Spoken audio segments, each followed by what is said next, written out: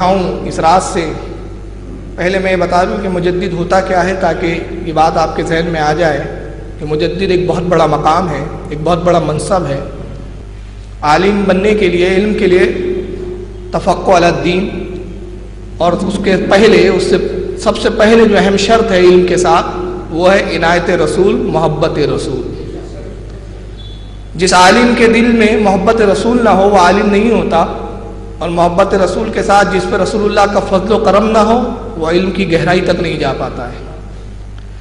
تو علم کے لیے دو چیز لازمی ہے، اور جب دو چیزیں ہو جاتی ہے، علم کا حصول اور عنایت رسول، فضل رسول، تو ایسا شخصی عالم بنتا ہے۔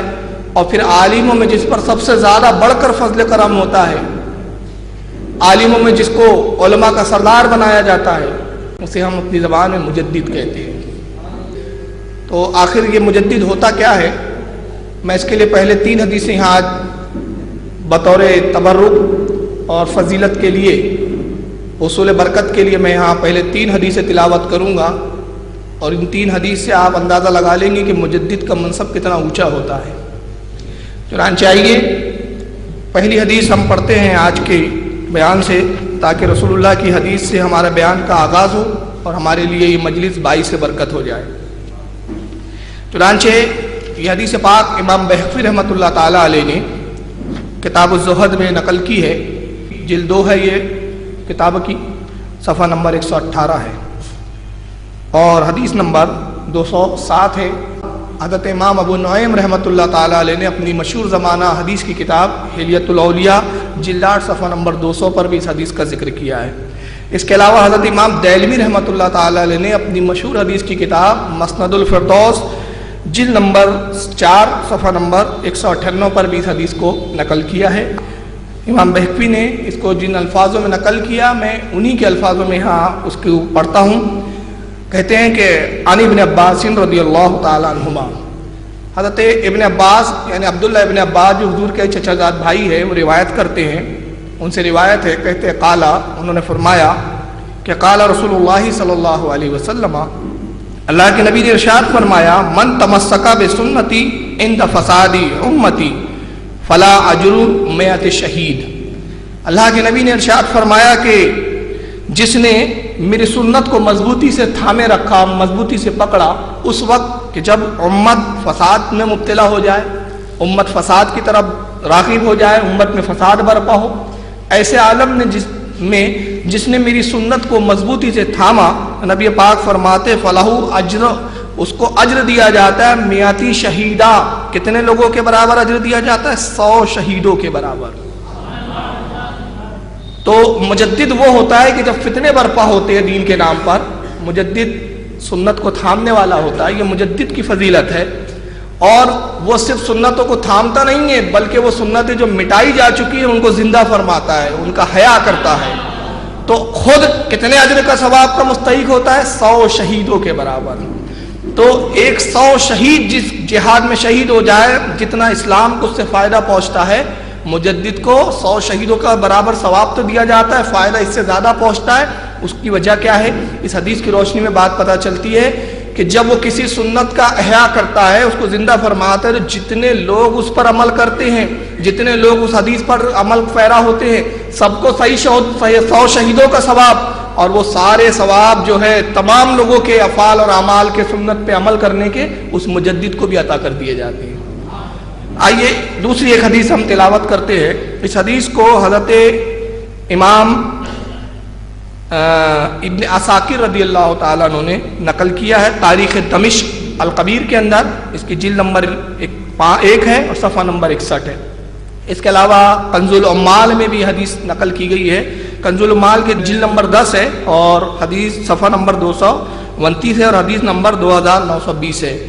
چنانچہ یہ حدیث روایت ہے حضرت سیدنا امام حسن رضی اللہ تعالیٰ عنہ سے، جو حضرت مولا کائنات علی مرتضیٰ کے شہزادے ہیں، نبی کے نور نظر ہے، نبی کے نواسے ہیں۔ چنانچہ حدیث کے الفاظ یہ ہیں، عن الحسن ابن علی رضی اللہ تعالیٰ عنہما، حسن ابن علی رضی اللہ تعالیٰ عنہما سے روایت مروی ہے، قال، وہ کہتے ہیں، قال رسول اللہ صلی اللہ علیہ وسلم، اللہ کے نبی نے ارشاد فرمایا، رحمت اللہ علی خلفائی، اللہ کے نبی نے فرمایا اللہ کی رحمت ہو میرے خلفاء پر، میرے نائبین پر، جو میرے نائب ہے میرے خلفاء ان پر اللہ کی رحمت ہو۔ امام حسن کہتے ہیں ثلاث مرات، یہاں تک کہ نبی پاک صلی اللہ علیہ وسلم نے یہ الفاظ 3 مرتبہ فرمائے۔ 3 بار نبی نے کہا کہ اللہ کی رحمت ہو میرے خلفاء پر، میرے نائبین پر، 3 بار اللہ کے نبی نے ارشاد فرمایا۔ قالو، پوچھا گیا، صحابہ نے عرض کیا نبی پاک سے، ومن خلفاؤک یا رسول اللہ صلی اللہ علیہ وسلم، اللہ کے نبی جس پر آپ رحمت بھیج رہے ہیں جن خلفاء پر، یہ آپ کے خلفاء وہ کون ہیں جن پر آپ رحمت کی دعائیں فرما رہے ہیں؟ قالا، اللہ کے نبی ارشاد فرماتے ہیں الذین یحیون سنتی، میرے خلفاء وہ ہیں جو میری مٹی ہوئی سنتوں کو زندہ کریں گے۔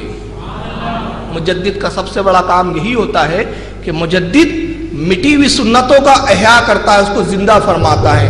دین کے نام پہ جو فتنے اور فساد برپا ہوتے ہیں اس کو وہ جو ہے دور کر دیتا ہے اور دین کو نکھار کے پھر لوگوں کے سامنے پیش کر دیتا ہے۔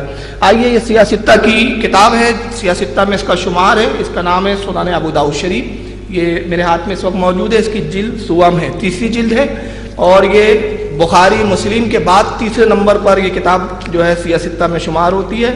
امام ابو داؤد رضی اللہ تعالیٰ عنہ نے اس کتاب کو جو ہے ابو داؤد شریف میں حدیث نمبر 887، اس حدیث کے نمبر کے تحت یہ حدیث لائی ہے، اور اس کا جو ہے کتاب الملاحم یعنی جنگوں کا بیان، جہاد کا جہاں ذکر کیا جا رہا ہے وہاں اس حدیث کو لاتے ہیں۔ گویا امام ابو داؤد اس باب میں، اس کتاب میں کہ جہاں جہاد اور جنگ کا ذکر ہے وہاں یہ حدیث لا کے بتاتے ہیں کہ مجدد چاہے وہ قلم سے کام لے دین کی تحفظ کے لیے، چاہے زبان سے لے، اس کا ثواب جہاد کے برابر ہوتا ہے۔ یہ گویا امام ابو داؤد اپنا عقیدہ بتا رہے ہیں۔ چنانچہ ابو داؤد کی سنن ابو داؤد کی جلد 3 صفحہ نمبر اس کا 308 ہے اور حدیث نمبر 887 ہے۔ یہ حدیث روایت ہے حضرت ابو ہریرہ رضی اللہ تعالیٰ عنہ سے۔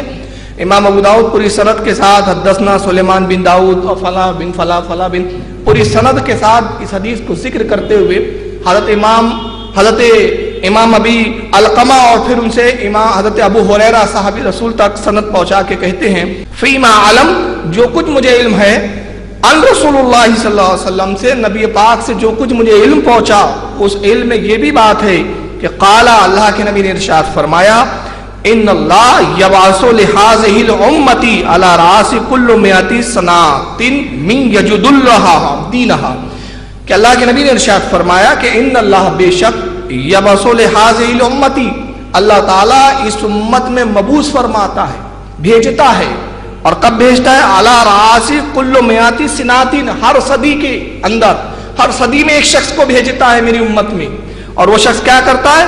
من یجدل لہا، وہ دین میں تجدید کرتا ہے، دینہا، اور دین کو نکھار دیتا ہے۔ تو یہ حدیث صراحتاً مجدد کے بارے میں آئی ہے۔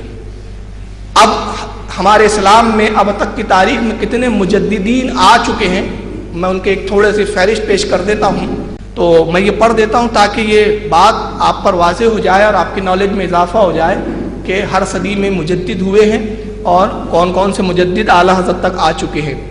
لیکن اس سے پہلے میں ایک بات بتا دوں کہ کچھ صدیاں ایسی بھی ہوئی جس میں 2 بھی مجدد اور 3 بھی مجدد تسلیم کیے گئے ہیں۔ مجدد کبھی 2 بھی ہوتے ہیں، 3 بھی ہوتے ہیں، اور کبھی 1 بھی ہوتا ہے۔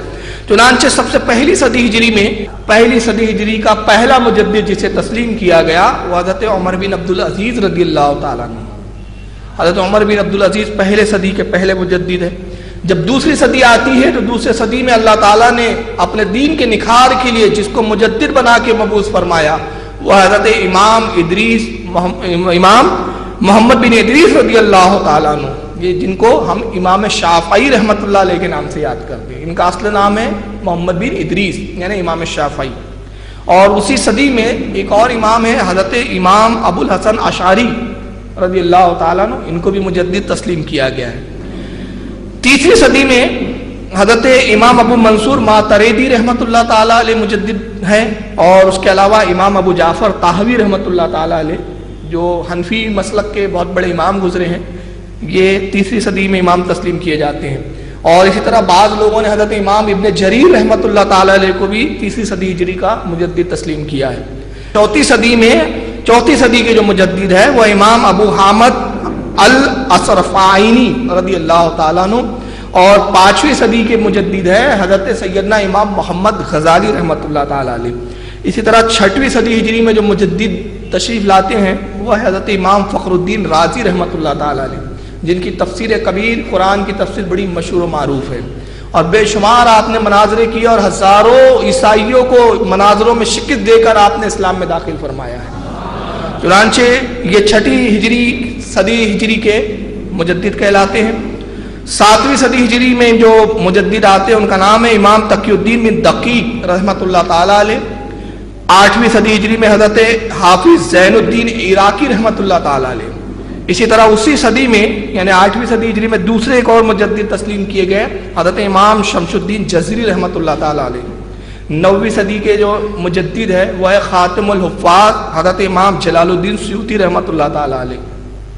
اور اسی 9ویں صدی میں ایک دوسرے امام حضرت امام شمس الدین سخاوی رحمۃ اللہ تعالی علیہ کو بھی مجدد تسلیم کیا گیا ہے. 10ویں صدی ہجری کے مجدد ہے حضرت علامہ شمس الدین بن شہاب رملی رضی اللہ تعالیٰ عنہ.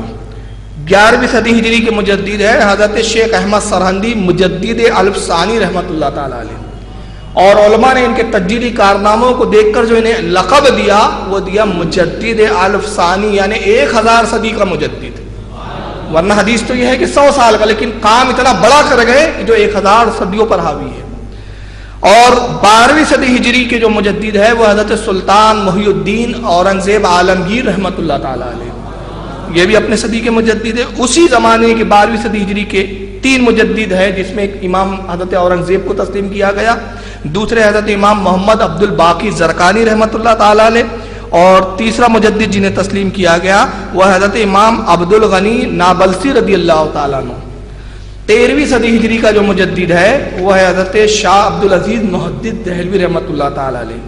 اور 14ویں صدی ہجری کے مجدد ہے امام احمد رضا محدث بریلوی رضی اللہ تعالیٰ عنہ. اور یہ 4تھی صدی یہ ہمارے امام احمد رضا فاضل بریلوی کی صدی ہے. لہٰذا یہ فہرست بتاتی ہے کہ پہلی صدی ہجری سے لے کر 14ویں صدی ہجری تک ہر صدی میں مجدد اللہ تعالیٰ بھیجتا رہا، اور جب چاہیں گا اللہ تعالیٰ اپنے دین کے نکھار کے لیے مجدد بھیجتا رہے گا.